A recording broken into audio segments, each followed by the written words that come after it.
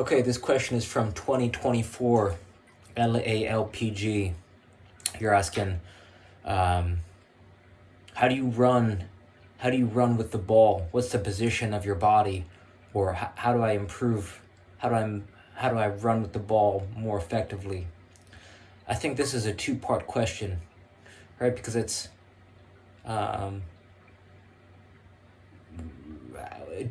I think it's, you could break this question down. It's like, do you have proper running technique? And the other part of the question is, how do I develop? So one part is like, how do you literally run? Like, what are the cues to help improve your running mechanics, and then it's how do I develop the ability to run fast with the ball?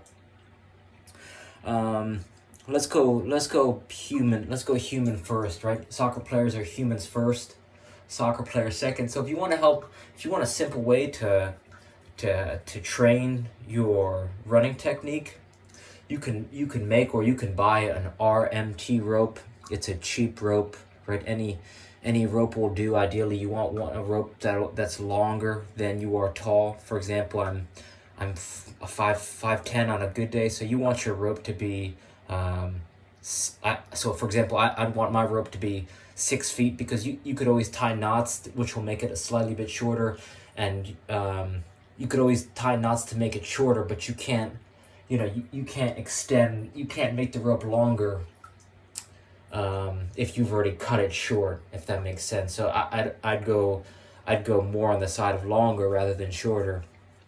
So the thing, when you have an RMT rope, or just, you could use a jump rope. Some jump ropes work well, some maybe not so well, but the guy who invented RMT rope flow, RMT stands for rotational movement training, David Weck says, if you could only learn one pattern, you should learn the alternating underhand sneak.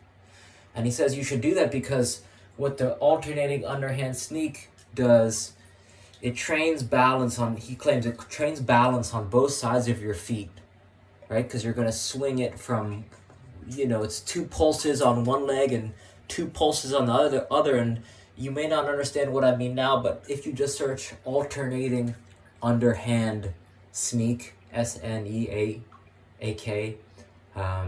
you're going to see what I mean. This is also going to help you. Right, I noticed when I learned this rope flow, this alternating underhand sneak, my juggling improved immediately. Right, I saw improvements in my juggling, in my timing, in my rhythm, which started improving my shooting, my passing, my dribbling. Like, every single aspect of my game improved after I learned the alternating underhand sneak. And it gets you in this runner's pose. It teaches you how to whip your arms down and whip them back up. So this is going to help you. It's just a simple way to teach proper running mechanics in an effortless way. So I can't recommend it enough. And until you feel it, you won't be able to appreciate it. Right, when I first saw this rope flow going on, I was a bit skeptical. But until you feel the power of the alternating underhand sneak, I really want to encourage you to do it, because this is something that no one's talking about, and I think this is one thing that I wish I would have learned 27 years ago. The second thing, right? A lot of people, I've gotten questions in the past about how to dribble forward and how to dribble forward fast. The way to dribble forward is actually learning to dribble to the sides. I bought a bicycle from a local guy in town. He's a mechanical engineer, and he gave me a bicycle lesson, and I've never had a bicycle lesson. And he said, when you get a bicycle, you gotta practice weaving in and out of the lines in the road, and this is gonna help you avoid traffic, and it's gonna help prevent accidents, because he says accidents happen when there's someone in front of you, or someone pulls out in front of you, and you don't know how to react. So I realized that this analogy is the way that will help you, will help players run properly run with the ball, because the thing you want to learn, the thing that's going to help you run fast with the ball, is learn to dribble to the left and to the right. And the way you learn that is this word phrase. It goes outside, outside, inside, outside, inside, right? So with one foot, you go, with the ball, you go outside, outside, inside, outside, inside. And that last touch, the ball comes across the body, and then you repeat the sequence, right? It's a dribbling sequence. And again, you go outside, outside, inside, outside, inside. And you're literally saying this out loud when you're doing it.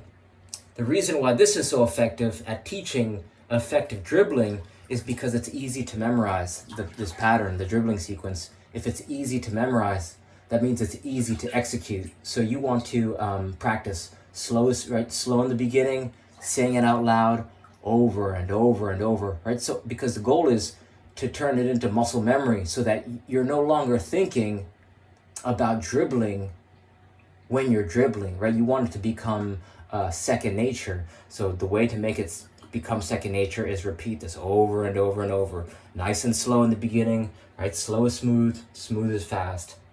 And what's going to start to happen is, right, the second reason that this is so powerful is because you're going to be able to combine this dribbling sequence with different moves that you've learned or will learn. So you're going to start to go like outside, outside, inside, outside, scissor, or outside, outside, inside, outside, L move, or outside, outside, inside, outside, step over. So it becomes a connector. It allows you, right, it unlocks, it magnifies your dribbling abilities and allows you to dribble more effectively because it's a connector between moves, right? So give this a try, right? Because when you start to master the ability to go outside and inside while dribbling forward with both your feet, what's going to happen is moving forward in a straight line is going to be easy because you can go left and you can go right?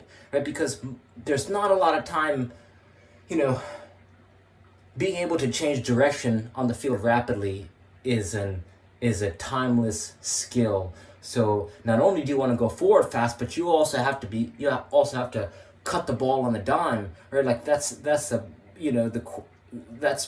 super important when you're looking to beat defenders and to dribble effectively on the field, right? You got to be cutting in and out of the defense.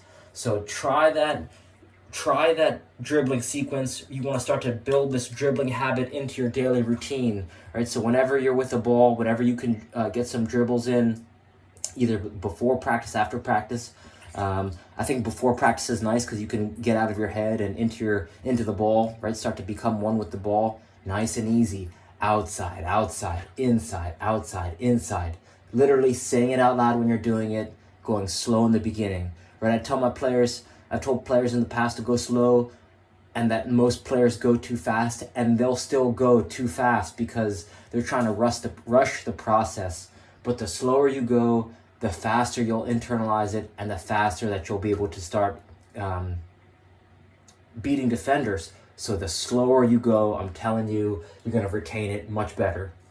So, so just to recap, the two things that are going to transform your ability to run fast with the ball are learning, first, how to make an RMT rope, or buying an RMT rope if you got a little bit of cash saved up from doing chores, or maybe you're working a job. So if you got they cost, you can get them on Amazon, or you just search David Weck shop. He sells RMT ropes, and that's the OG. So right, he's pioneered. He's on the cutting edge of physical movement and locomotion. So so that's the first step. The second step is